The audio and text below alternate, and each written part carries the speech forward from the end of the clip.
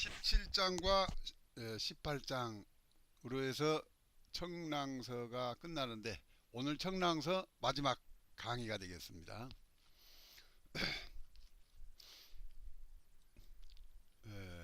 어떤 일가의 오래된 분묘에 대해서 층엄을 하자면 10개의 분묘 중에 9개는 가난하고 오직 한 집안에만 발복을 받는다.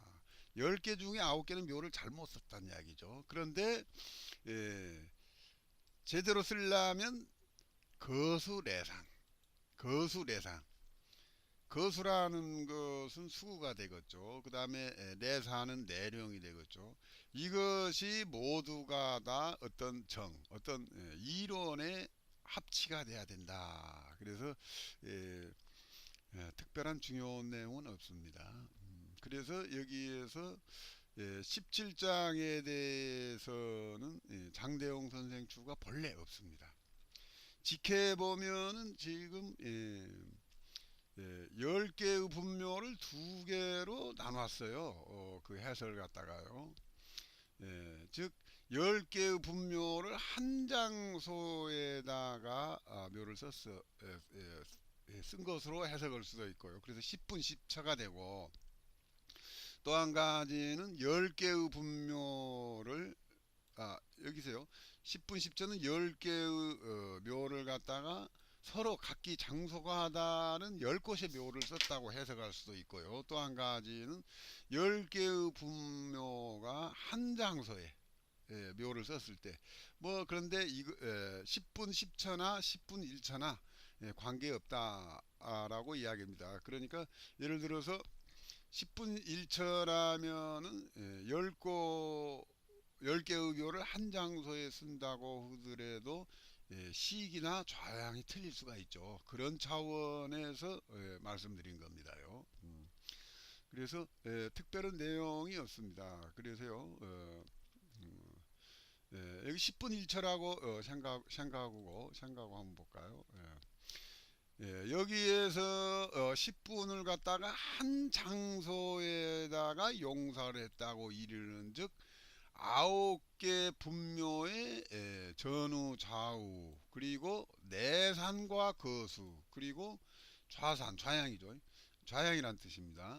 좌상과 조향 그 다음에 승기와 수수 방위와 천간 지지가 모두 이 일부는 일양의 모양이다. 같은 모양이다. 이거 모두 다요. 그런데 여기에서 같은 일반인즉 같은 장소에 한 장소에 있다고 할더라도 구부 9개의 묘의 성시에는 하나의 묘와 더불어서 말하자면 똑같아야 옳다 이거요. 그런데도 불구하고 9개의 분묘는 패하고 오직 한 개의 분모만 발복을 받는 것은 어째서 그러냐? 그것은 분묘의 형국이 비록 다르다고 할지라도 사용된 시간이 각기 앞에도 쓸 수도 있고 시간적으로 선후가 있다 이거예요. 그래서 시에는 선유가 있기 때문에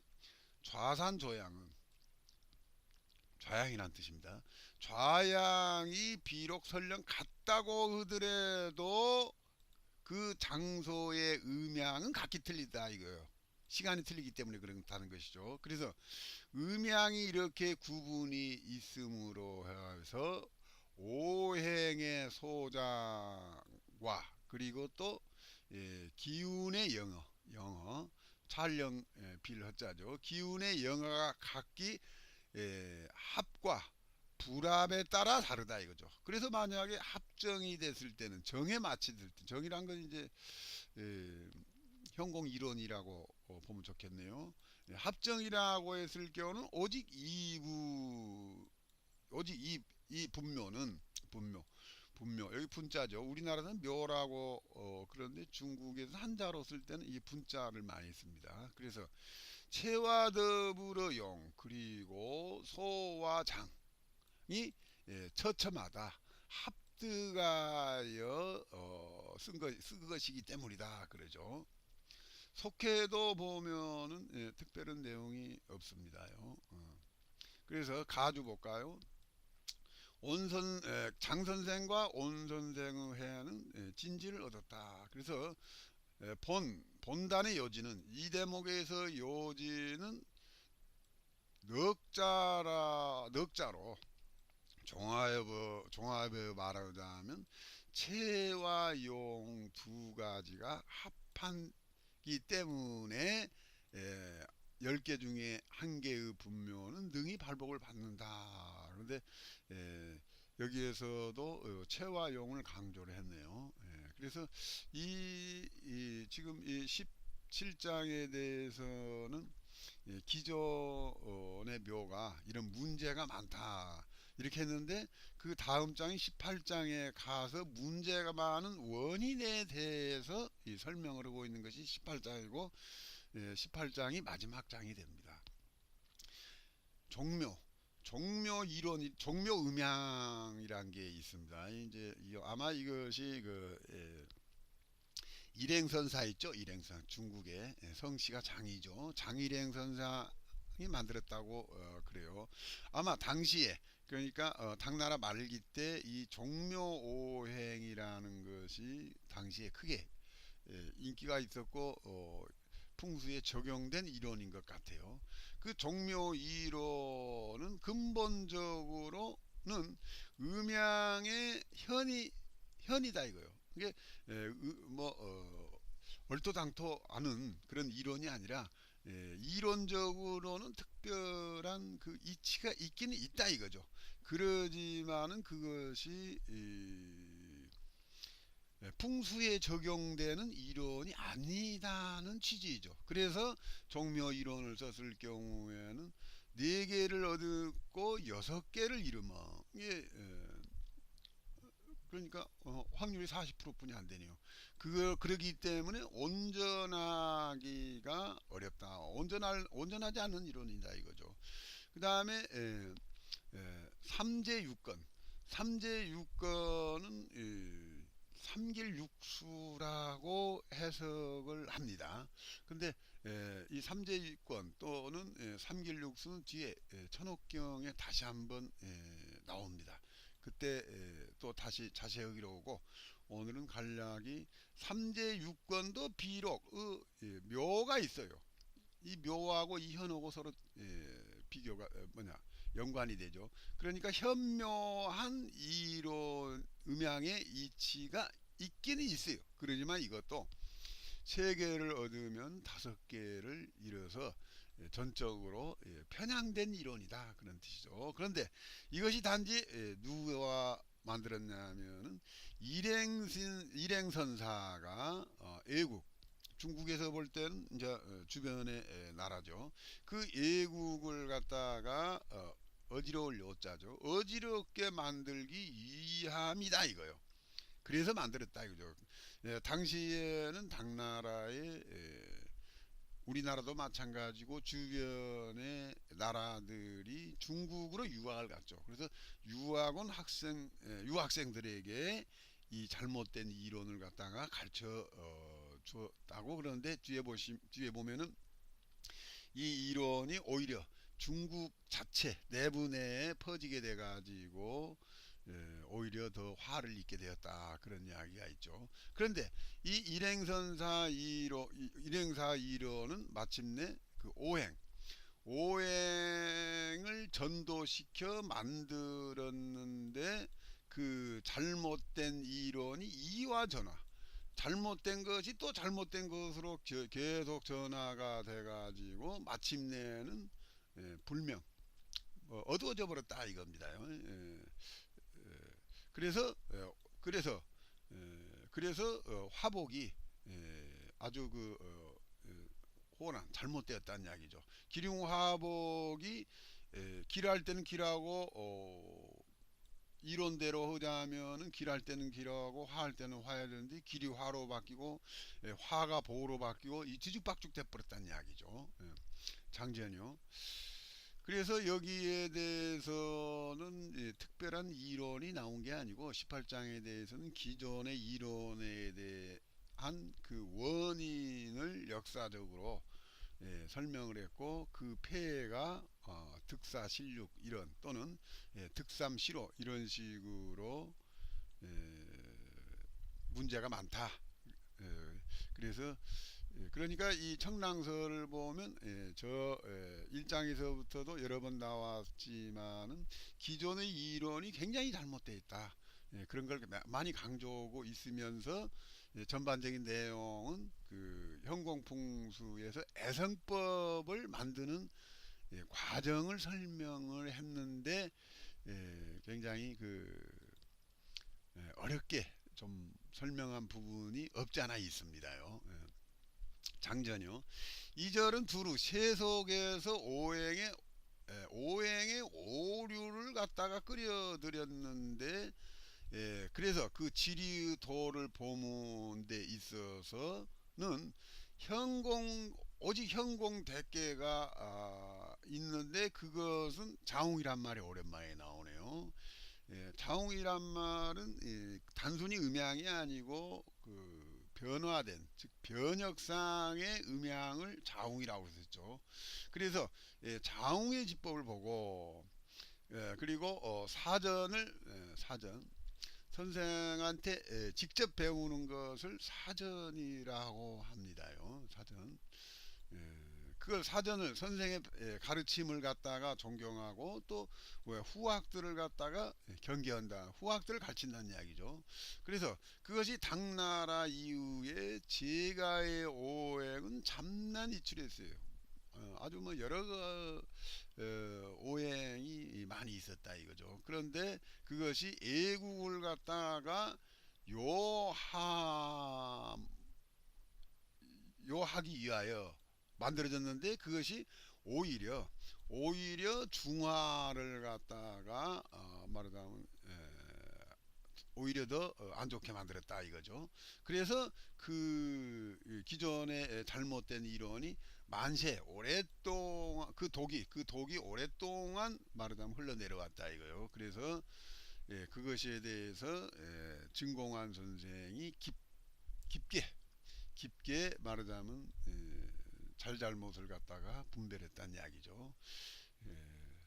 그다음에 장중산 선생이 짓게 종묘오행, 여기서는 종묘오행이라고 나오네요. 종묘오행은 당나라 때 일행, 본명은 장수입니다. 장수가 만든 것으로 그것은 이른바 뭐라고 말할 수 있냐면은 득삼시로 또는 득사실육인 건데 이것은 다 좋은 이론이 아니다라고 말하고요. 그 다음에 득사실육이니 득삼시로라는 것은 팔방의 산수 형체와 더불어서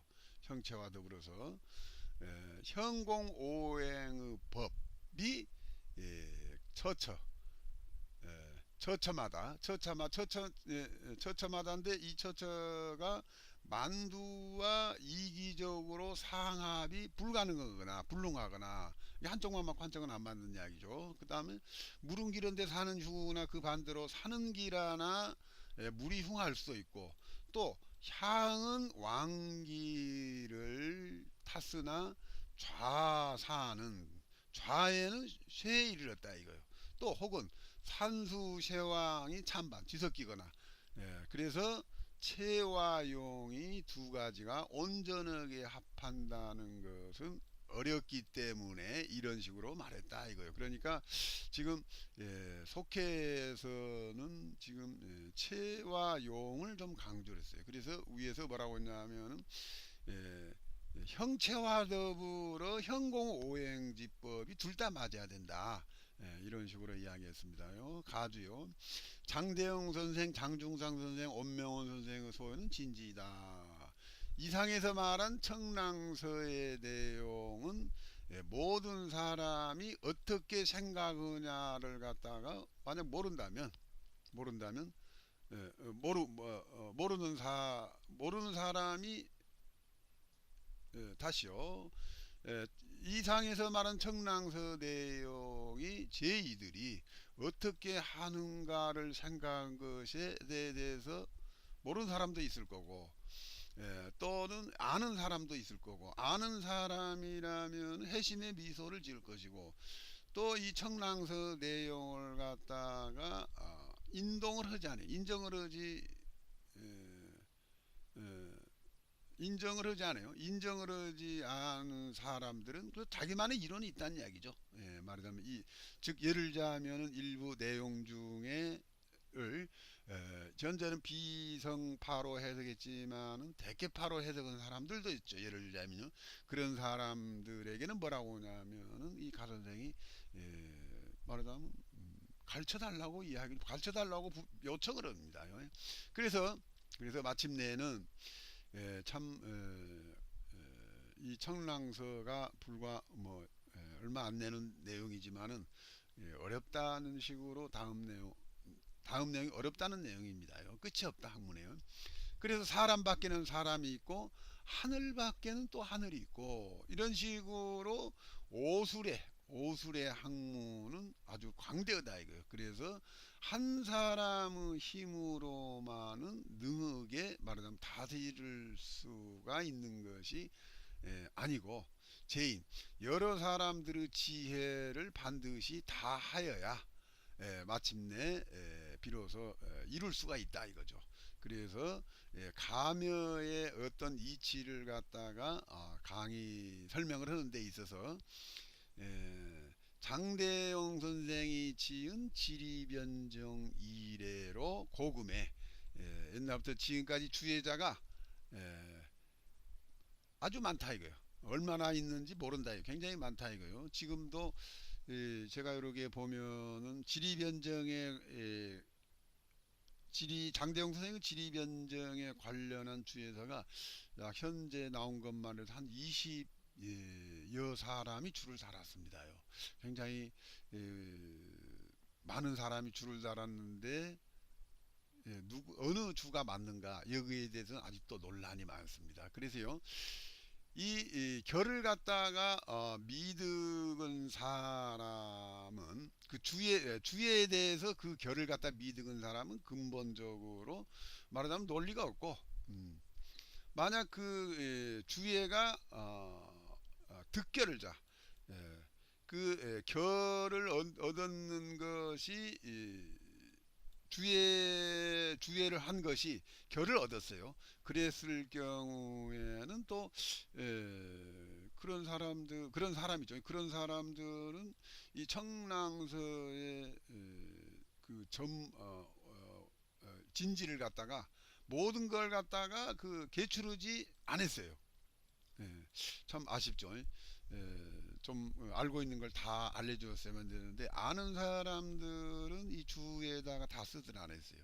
또 한편으로는 심지어 옳고 그름이 찬반 뒤섞여 있고 그래서 진짜 여지요. 말하자면 비결이라고 볼 수가 있죠. 이 진지라는 것. 비결에 이르러서는 더욱더 밝히기가 어렵다 이거요. 그래서 정말로 고문은 청랑서도 여기에 포함되죠. 고문을 갖다가 완전하게 해석은 데 있어는 실로 쉬운 것이 아니다. 모름지기 전문도 되지만은 청랑서에도 청랑호, 보조경, 천옥경 이 현공 4대 고전이 있죠. 이것을 갖다 전부 관통융해야죠. 완벽하게 이해한다는 뜻이죠. 그래야 비로소 이것을 할 수 있다. 줄을 달 수 있다. 이런 이야기죠. 그래서 청랑서의 주해를 하는데 이 가건 선생이죠. 내가 4년 동안에 깊이 연구를 해서 쌓았어요. 뭘 읽었냐면 요거 네 권이죠. 네 권의 책을 갖다가 연구해 왔어요. 그래서 이 네 권의 현공의 4대 명절을 이치를 갖다가 파악한 상태에서 바야흐로 주예를 다 쓰고 주해를 갖다가 썼다 이거죠. 그것이 바로 4대 명저에 대해서 주해를 했단 게 그렇게 했단 이야기죠. 그래서 청랑서는 제가의 주해는 제가의 주해 중에서는 착고죠. 잘못된 것이 비교적 적다 이거요. 그러니까 이 네 권의 책 중에서 청랑서가 그래도 비교적 제가의 주해들이 엇비슷하다는 이야기죠. 근데 나머지 세 권의 책, 현공고서 청랑서를 제외한 세 권의 책은 여러 사람의 이론이 어지럽게 마르고 있다 이거요. 어지럽게요. 그래서 주에는 세 권의 책에 대한 주의를 하는 데 있어서 공부를 하는 데 있어서는 아주 말하자면 허비가 많다 이거죠. 연구하는데 주장 고심하다 그러는데 뭐 연구하는데 굉장히 시간적 소비가 많다 이거요. 그래서 각 방면에서 현공풍수를 연구해서 그 이치를 얻은 사람들은 다소간에 말하자면은 알고 있는 걸 갖다가 심득한 거 심득한 걸 갖다가 설로 내놓기를 갖다가 앞에 기대한다 이거죠. 그래서 그렇게 됐을 경우에는 이 학문의 뜻을 둔 사람들에게 어떤 영향을 주냐면은 아주 더욱 신석하게 그 진지를 파악할 수가 있다 그러죠. 그래서 그런 취지에서 본서 가건 선생이 이 책을 지은 것도 바로 이것을 하기 위함이다. 즉 말하자면 알고 있는 것을 밝히고 그렇게 함으로써 후학들이 쉽고 빠르게 학문을 배울 수 있도록 한 취지에서 이 책을 썼다. 그런데 가건선 선생도 진지를 얻은 것은 아닌 걸로 알고 있어요. 왜 그러냐면 이 비법들은 구전심수한다고 그랬죠. 근데 구전심수가 안 됐을 경우 혼자 어떤 이치를 갖다가 풀었을 때는 간혹 자기 류에 빠져가지고 틀렸는데 맞은 걸로 착각을 하게 되죠. 그걸 방지하기 위해서는 이 검증을 해야 되죠. 근데 그러다 보니까 시간이 많이 걸리는 어려움이 따르죠. 그래서 선생한테 직접 배우는 소위 사승이라고 있었죠. 사승을 통하면은 참 좋은 점이 많은데 그동안 이런 진지가 책을 통해서 알려지지 않았는데 우리가 또 이 청랑서 이에도 도천 보조경이나 천옥경 그리고 청랑오 이런 경을 통해서 소위 이치를 통해서 우리가 비법을 알아낼 수도 있게 될 겁니다. 그동안 이 원문 여러 개 쭉 보시면 1에서 18장까지 이렇게 했는데 한마디로 요약하자면 기존의 이론이 안 맞고 현공풍수 이론이 맞는데 애성반을 만드는 과정까지를 설명을 했습니다. 그래서 나머지 특히 이론은 천옥경과 도천보정용에 좀 더 세밀하게 좋은 이론들이 많이 있는데 아까도 말씀드렸다시피 이 도천보정용이나 천옥경에 관한 이론이 또 어려움이 좋은 내용이지만은 이론을 각기 달리하고 있다는 점에서 우리 후학자들이 좀 어려움을 많이 겪고 있습니다.